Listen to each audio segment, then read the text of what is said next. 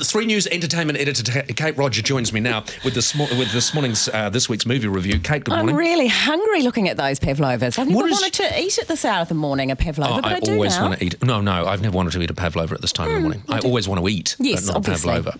I think because my go-to food is always savoury. I never, in the back of my mind, when I think, I'm hungry, I never think sweet. I'm the same. I agree. Thai green chicken curry is my signature dish. Oh, that is your signature dish? Yes, it is. I've been cooking it for many, many years, and it's evolved over those years as well. And I like to think it's a piece of culinary genius. It's the only thing I can cook. It looks like Hillary's tipped Thai green curry over her pavlova. That passion fruit looks amazing. Yeah. It's good drizzling. All right.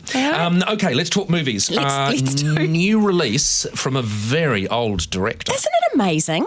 How old is he? He's in his 80s, and this man, Woody Allen, would put a film out a year. I reckon he just wakes up and he goes, I'm going to make this, and he makes a few calls, Joaquin and Emma Stone. He's got a lot of people on speed dial. He does, and he just says, do you want to go to the south of France? Do you want to go to Barcelona? Do you want to go to Newport in Rhode Island? And we'll just make a film for a couple of months. He never says, do you want to stay in Hollywood? Because that's not the way he does things. It's not going to work.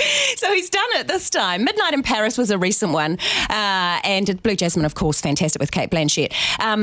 And he had Emma Stone in Magic in the Moonlight last year, which just did nothing for me. It was a piece of frippery. I was going to say, he might do a movie a year, but some of them are shite. I know, but Blue Jasmine was amazing. It was amazing. And Irrational Man, for me, it's had really mixed reviews, Paul, but I'm going to say you're going to like this film. It's quite darkly, deeply comic, and Joaquin Phoenix plays a man who's kind of lost the will to live. He's a philosophy professor, but he's got that wonderful kind of tired look about him, and he's got a great reputation, and the women love him. So he goes to a new university, and both Emma Stone, one of his pupils, falls for him, and Parker Posey, one of his fellow colleagues, professors, falls for him as well. But he's just got no reason to live, and he can't perform, and he doesn't really have that kind of thing going for him anymore. And then he suddenly realises all he needs to do is murder a man, a stranger, and he gets the will to live back.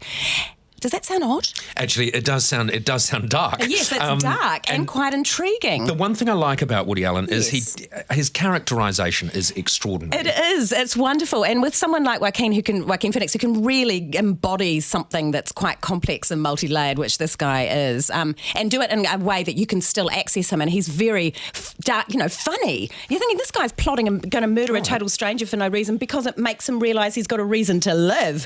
It doesn't get any more self-involved and obsessed than that. This is Irrational Man, and you like it. I like it. I like it a lot. I think it will be great. A couple of sneaks, proper big release. When will it next actually week. be at the theatres? It's sneaking out over the next couple of days, I think, but big release next week for that one. Good. Your pick of the week. Well, I'm going to say this. Go and rent it. We're talking about Woody Allen. Remember Vicky Cristina Barcelona? No, never heard of it. My goodness, you would love this film. It's a love triangle on an epic proportion and stars Scarlett Johansson, which is Jim's 2008, Jim's favourite cinematic movie, Goddess. Yes. As I'm discovering, and it is this one. I mean, it's got. It's a wonderful artist, Javier Bardem, who attracts women, by the dozen and ends up in a trifecta of joy. It's so fantastic. Penelope Cruz won an Oscar for this. She plays an unhinged, soon-to-be ex-wife of his, and they all gather in Barcelona and all romantic hell breaks loose. How is it possible that I haven't heard of this movie? I have no idea. It was a big film when it opened, and obviously was Oscar bait, and Penelope won for it. I can't believe you haven't seen it. Weird. It's got everything you could possibly desire, because I know you love European travel, and it's just a wonderful postcard to Spain. No, I love it. And his cinematography is wonderful. His characterisation is wonderful. Look at the cast he's got here, just beautiful. Mind you, he doesn't know how to run his own life, does he? But then, geniuses. All right, box office, top 5 this week. Minions finally gets knocked off its post, but it's still in there with Inside Out. Magic Mike is in there. Paper Towns with Cara Delevingne for the tweens. What even is that? Is that just out? It's a 20 book. John Green, huge. Fault in Our Stars, same dude. It's targeting the younger audience, not really us, you see, Paul. Now that is a tearjerker, Fault in Our Stars. Did you cry? I didn't cry. I'm sorry. Does that make me hard? Well, to be fair, yes, it does.